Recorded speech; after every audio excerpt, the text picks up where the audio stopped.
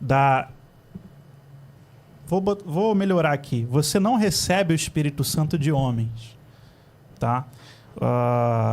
O dom aqui que é designado para Tito, o dom aqui que é designado para Timóteo, o dom aqui que é designado para esses, eles vêm de presbíteros que não têm sucessão apostólica neles, no sentido de vierem de algum dos 12, né? Nem Paulo, ele se designa como sucessor de Pedro, de qualquer um. Isso tudo vai sendo criado, vai sendo construído pela Igreja Católica ao longo dos tempos, né? Porque a gente precisava, no século III, fechar quem teria essa autoridade, porque realmente no século III a gente tem muita heresia, muita judeu-cristianismo, gnosticismo para tudo quanto é lado, montanismo. Então a Igreja Católica, ela vai... não a Igreja Católica, né? As igrejas antigas, as igrejas pré-episcopais, elas começam a tentar criar uma ordem hierárquica, que também não existia, porque você tinha mulheres presbíteras, você tinha diaconisas, e não tem como uma mulher, né, em que se encaixar nessa hierarquia pré-episcopal antiga. E só explicando o contexto histórico, a sucessão apostólica mesma, ela só consegue provar que tem algum apóstolo que vem só... Isso vai sendo construído só depois do século V. Aqui no Novo Testamento,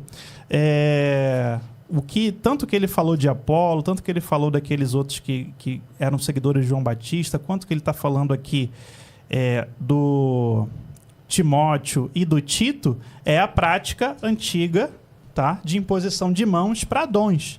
Não é imposição de mãos para você criar papas, nem para criar bispos.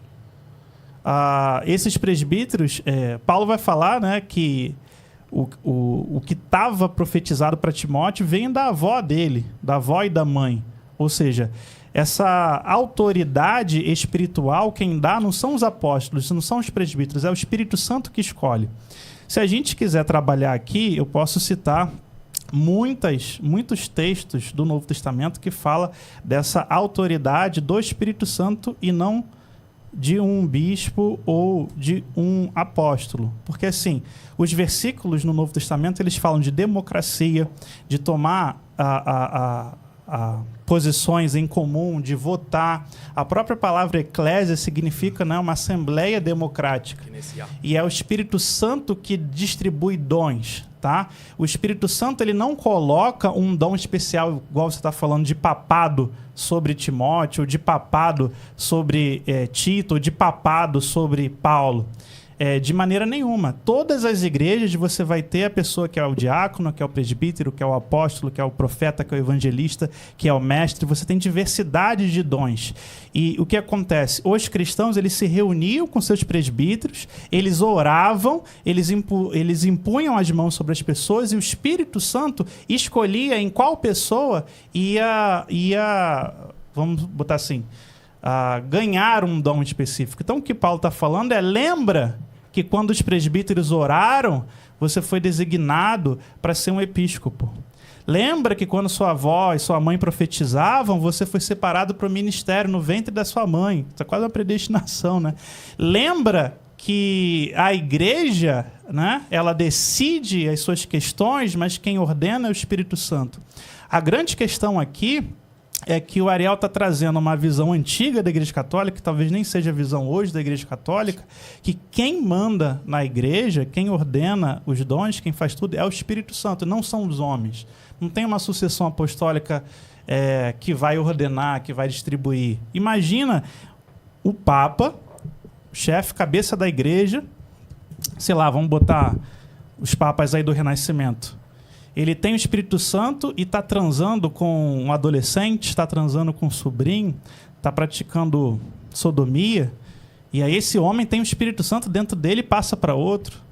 Imagina um Alexandre VI, assassino, cruel, matador,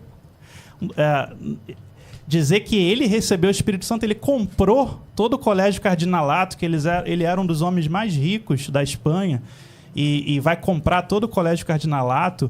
Ele tinha um prostíbulo. Imagina o Espírito Santo dentro desse homem transando com todas aquelas prostitutas imundas de Roma lá, porque você tinha prostíbulos só para os bispos, prostíbulos só para os cardeais, e o Alexandre VI e outros vão fazer um prostíbulo de luxo só para eles. Aí esse homem totalmente longe do evangelho, totalmente longe, que é o cabeça da igreja, ele vai passar o Espírito Santo para a imposição de mãos de outro na frente.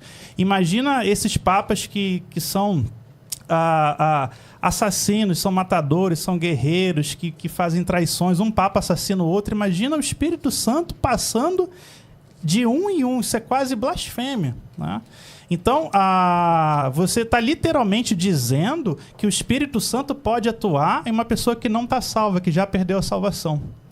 Então, se você fala que o Papa... Ô, Lucas, tem como documentar todas essas... eu mostro. E ele tem razão. Ele tem razão nos fatos que ele está dizendo. O Papa era um perdulário, LGTV era um 4K. prostituto, era tudo isso? É o LGTV 4K, pra gente não ser... Isso aí é histórico. Aí depois a gente pode debater se isso tira imagina, autoridade. Então assim, você confirma que isso é fato. De acordo okay. com a doutrina católica, um LGTV 4K perde a salvação, vai para o inferno. Mas mesmo assim o Espírito Santo está nele para passar a autoridade papal pro da frente, né? Aliás, assassinato, né, cometer crimes, desde dos acordos doutrinários teológicos antigos, você é expulso da igreja, você é excomungado se você é um assassino. Isso está em Cipriano, isso está em Novaciano, isso está nos debates de Tertuliano, isso tá... E esses homens que perderam a salvação, que não são salvos e são cabeça da igreja, estão com o Espírito Santo dentro deles, passando para outros, porque tudo bem, era necessário que eles se arrependessem dos seus pecados, serem ordenados novamente para o ministério, se é que há perdão para esse tipo de crime que eles cometem na Igreja Católica no século XII, XIII, XIV, XV, XVI. Né? Então, você está dizendo que o Espírito Santo passa por pessoas não salvas, pessoas que estão no inferno, pessoas que foram para o inferno. Você falou isso aqui no início, e depois eles transmitem isso para outros, porque a igreja diz que sim. Ok. A primeira coisa aqui que você comentou, vou pela última, né? Que é que está mais fresquinha, que é sobre um Papa que é pecador. Como é que a gente pode achar que ele tem realmente a presença do Espírito Santo, que ele pode impor as mãos sobre os outros? Então vamos fazer uma coisa diferente agora, vamos para a Bíblia, para o Antigo Testamento, porque as Escrituras sempre têm um sentido moral para nós, o Antigo Testamento não caiu. E vamos para 1 Samuel, capítulo 26, versículo 7. O que acontece aqui? Nós temos o rei Saul, que era um rei parecido com esse Papa. Era um rei que não seguia a vontade de Deus. E o que acontece é que Davi tem várias oportunidades de matar a Saul e ele não o mata. Por quê? Porque ele respeita o carisma que está nele, por causa do profeta Samuel. Vamos ler 1 Samuel 26, versículo 7. Davi e Abishai dirigiram-se de noite até o acampamento e encontraram Saul deitado e dormindo ali, com sua lança fincada no chão à cabeceira. A propósito, eu convido todos a lerem 1 Samuel, a lerem o profeta Jeremias, porque a nossa igreja, tanto a católica quanto os protestantes, os evangélicos, tem esquecido de que nós precisamos de salvação. E que Deus salva o seu povo, não somos nós que salvamos a igreja. Então, 1 Samuel e o livro do profeta Jeremias. Mas vamos continuar lendo. Quem está se xingando na internet também está longe da salvação. Vamos ler aqui, ó. Abishai disse a Davi: Deus entregou hoje em tuas mãos o teu inimigo. Posso cravá-lo em terra com uma só lançada sem precisar repetir. Mas Davi respondeu a Abishai: Não o mates, porque quem poderia estender a mão contra o ungido do Senhor e ficar impune? E acrescentou: Pela vida do Senhor, só o Senhor deve feri-lo. Ele morrerá quando chegar a hora, ou tombará quando for a batalha. Mas o Senhor me livre de estender a mão contra o seu ungido. Sim, a unção de Deus pode estar em alguém que é pecador. E nós, como nosso santo rei Davi, temos que respeitar essa graça que ele tem pela imposição das mãos. E eu vou unir a outra coisa que você trouxe aqui, que é sobre Timóteo ter essa autoridade por causa da mãe e da avó. Não está escrito isso na Bíblia. O que está escrito aqui em 2 Timóteo, capítulo 1, versículo 4, versículo 5 é: Recordo-me também da fé sincera que há em ti, fé que habitou primeiro em tua avó Lóide e em tua mãe Eunice, e que certamente habita também em ti. Ele poderia não ter essa fé, não é dela que está vindo essa fé. Claro que ele repetiu o ensinamento que ele recebeu da família. Mas o que nós temos no versículo 6, o carisma que tem nele é diferente. Ó. Por isso quero exortar-te a reavivar o dom que Deus te concedeu pela imposição das minhas mãos. É a imposição das mãos de São Paulo que dá autoridade para Timóteo. É isso que está escrito na Bíblia. Porque Timóteo é um A propósito, salvo. deixa eu só terminar aqui. A propósito, eu trouxe várias citações aqui, tinha muitas outras para fazer, mostrando que a Bíblia testifica que há tradição oral e que há magistério pela imposição das mãos. Só que até agora, Lucas, você não trouxe nenhum versículo mostrando o solo escritura. E eu queria até já parar de falar aqui e devolver para você, para que agora você fundamente o solo escritura só com a escritura. Bom, vamos lá. Agora, nesse momento, vamos colocar lá o contador. Pode ser... Vamos falar menos tempo, né? Porque senão... É legal falar bastante tempo. É muito legal. Só que aí a pessoa usa muitos argumentos e aí a outra pessoa... É mais fácil você fazer várias perguntas do que trazer várias respostas, né? Então, eu vou pedir... Agora eu trouxe vários versículos aqui respondendo as perguntas do Lucas. Né? Sim, mas você também deixa várias perguntas. Aí ele também deixa várias perguntas, enfim. É que você eu vou deixar aí no no tempo 3 minutos, pode ser? Você fala assim, o Ariel, e é até importante você Peraí, pensar. Coloca aí no tempo, vai valer 3 minutos. Coloca aí no tempo, por favor, vamos ver se a gente consegue. Você joga... Vai. Tempo, maestro. Vai, começa a falar, ele vai soltar lá, eu acho. Você joga várias coisas e fala, eu ganhei. Tá aprovado. Não é assim, cara, o debate. Então, responda. Assim, na verdade, pode ser até eu vou marcar assim aqui esse não tá rodando lá. Só que eu tô respondendo, só que no final você fala, não, porque eu ganhei. Parece que você tá jogando pra plateia pra fazer corte. Mas eu não falei em momento nenhum que eu ganhei. Eu tô pedindo pra você trazer versículos que mostram a sua doutrina. Mas eu tô trazendo uma porção de versículos. Vai, tá 3 minutos aqui marcando, eu vou marcar. Só vai lá, Lucas. Tá, vamos começar pela última coisa que você falou, que um não salvo pode receber o Espírito Santo. Olha o que diz aqui 1 João 3, 4 a 6. Todo aquele que pratica o pecado também transgride a lei, porque o pecado é a transgressão da lei. Sabeis também que ele se manifestou para tirar os pecados, e nele não existe pecado, em Jesus. Todo aquele que permanece nele não vive pecando. Todo aquele que vive pecando não ouviu nem o conheceu. É impossível, dentro da doutrina católica e dentro das escrituras, pós-Cristo, que um salvo, tá? Que um não salvo, né? Que um pecador, que uma pessoa que está no inferno, ela receba o Espírito Santo. Então, todos esses papas que eu citei aqui, que eram pecadores, que eram sodomitas, que eram assassinos, que eram prostitutos cultuais, né? Porque eles faziam prostituição cultural, trazia até cerimônias pagãs de gregos. Eles não eram salvos, tá? Não viviam com Cristo e não receberam o Espírito Santo. A doutrina católica vai dizer o que está na Bíblia, né? Um salvo não pode receber. Então você, para dizer que sucessão apostólica é o Espírito Santo passando de papa para papa, você está indo contra a própria Bíblia, que você sabe que um salvo não pode ter o Espírito Santo, um não salvo, uma pessoa no inferno não pode receber o Espírito Santo, porque o Espírito Santo é o selo da salvação. E aqui em 1 João, aquele que vive pecando nunca conheceu a Jesus. Então esses papas aí que a gente citou, que a gente pode citar uma tonelada, não são salvos, não receberam o Espírito Santo e não transmitiram o Espírito Santo para outra pessoa. Você está pegando 2 debates aqui. O debate de Agostinho sobre se o presbítero que caiu, tá, em lápis, na perseguição, negou Jesus, se o batismo que ele fez depois continua valendo. Você está confundindo, né, esse debate agostiniano com o debate da sucessão apostólica. Então, aqui vocês, como eu tenho 3 minutos, olha no Novo Testamento inteiro se um não salvo, alguém que está no inferno, pode receber o Espírito Santo. Olha quem é que recebe o Espírito Santo. Olha quais são as características de um salvo. E olha se Deus vai dar um dom desse para uma pessoa totalmente perdida já aqui, que é o debate bíblico. Agora vamos para as questões que você falou. Sobre a sola escritura na Bíblia? Agora você tem 30 segundos só. 2 Timóteo 3,16. Assim... Jesus, ele fala, né? Vamos lá em Lucas. Aqui, 30 segundos. 15 segundos agora. Pode dar mais 2 minutos pra ele. Aquele relógio lá entrou depois. O meu aqui tá... Falta 10 segundos. Mas se quiser, pode considerar o relógio da tela, se quiser. Não, vai considerar o meu aqui. Tá bom. Tá, deixa eu pegar. Tempo esgotado, maestro. Então vamos lá. Vou passar aqui para.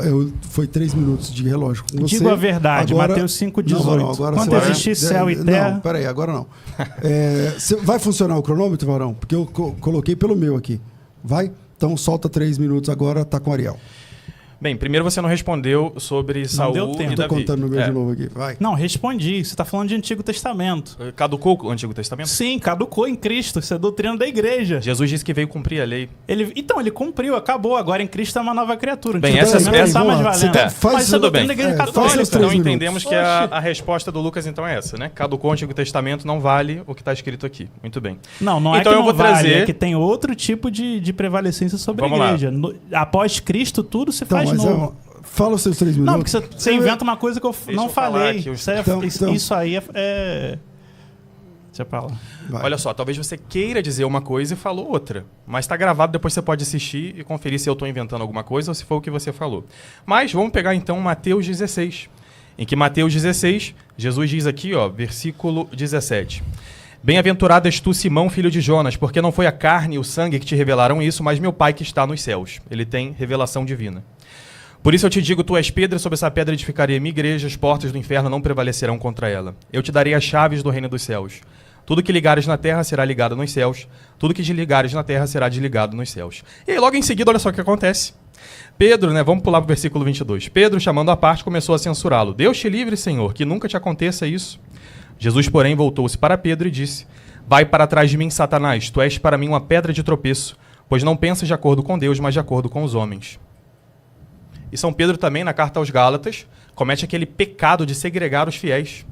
Mas ainda assim nós aceitamos a autoridade do bem-aventurado apóstolo Pedro. Ou seja, um pecador pode ter autoridade, porque o Espírito Santo vai fazer com que todo o seu ensinamento esteja de acordo com o que Deus quer que ele fale. Pecado para morte? Da mesma forma que nós acreditamos que a Bíblia não tem erro, nós sabemos, como a própria Bíblia traz, eu dei vários versículos aqui, depois você retorne no debate, veja os versículos que eu trouxe.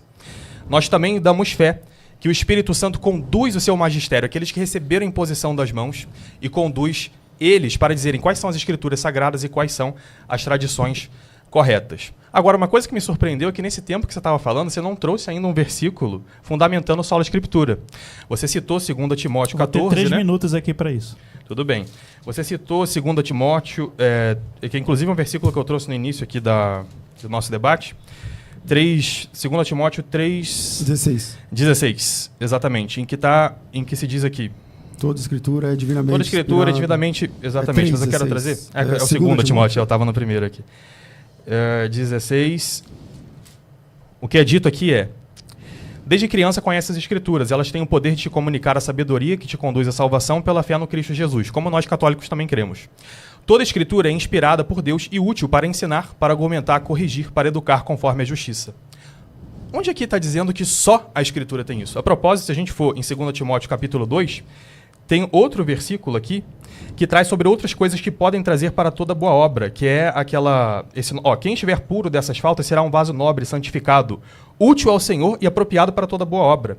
Isso não quer dizer que a moral exclui a escritura. Como aquele versículo não quer dizer que a escritura exclui o magistério e a tradição. Ok, 3 minutos agora para o professor Lucas. 1 Pedro 1, 24 a 25. Pois toda a humanidade é como a relva, e toda a sua glória como a flor da relva. A relva murcha, cai sua flor, mas a palavra do Senhor permanece para sempre. Essa é a palavra que foi anunciada para vocês.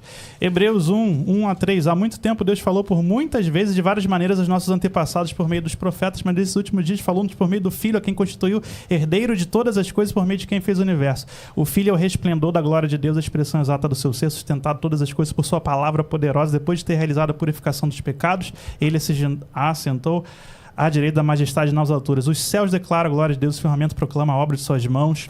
Um dia, a noite revela os outros dias. Os mandamentos do Senhor são límpidos e trazem luz aos olhos. 2 Pedro 1, 20 e 21. Antes de mais nada, saibam que nenhuma profecia da Escritura provém de interpretação pessoal, pois jamais a profecia teve origem na vontade humana, mas homens falaram da parte de Deus impelidos pelo Espírito Santo.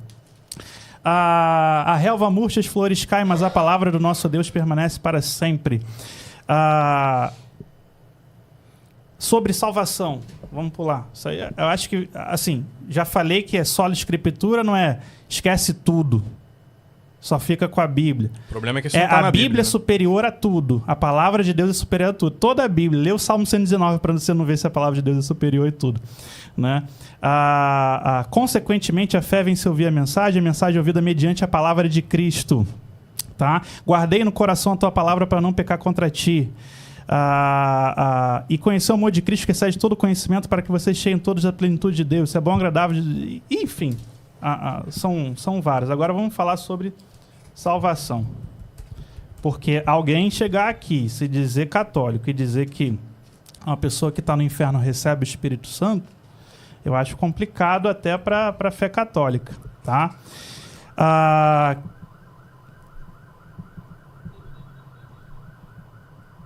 Não sabeis que os injustos não vão herdar o reino dos céus? Não erreis, nem os devassos, nem os idólatras, nem os adúlteros, nem os efeminados, nem os sodomitas, nem os ladrões, nem os avarentos, nem os bêbados, nem os maldizentes. Falei aqui uns 50 papas, né? Nem os roubadores herdarão o reino de Deus, tá? Vamos lá, deixa eu pegar aqui. Porque pela graça sois salvos, por meio da fé. Isso não vem de vós, é dom de Deus, não vem das obras, para que ninguém se glorie.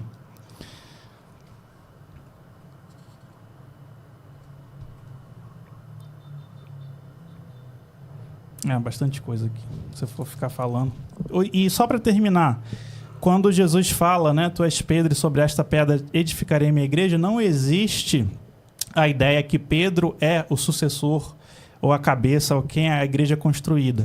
Essa fé pode ser, a gente pode fazer um debate sobre isso, ou a verdade, a confissão de Pedro, ou essa pedra pode ser a constituição de todo aquele grupo ali que se mantém. Aliás, a gente tem uns 40 pais da igreja que concordam comigo aqui, que Pedro não é a rocha sobre a qual a igreja é construída, mas aí daria outro debate.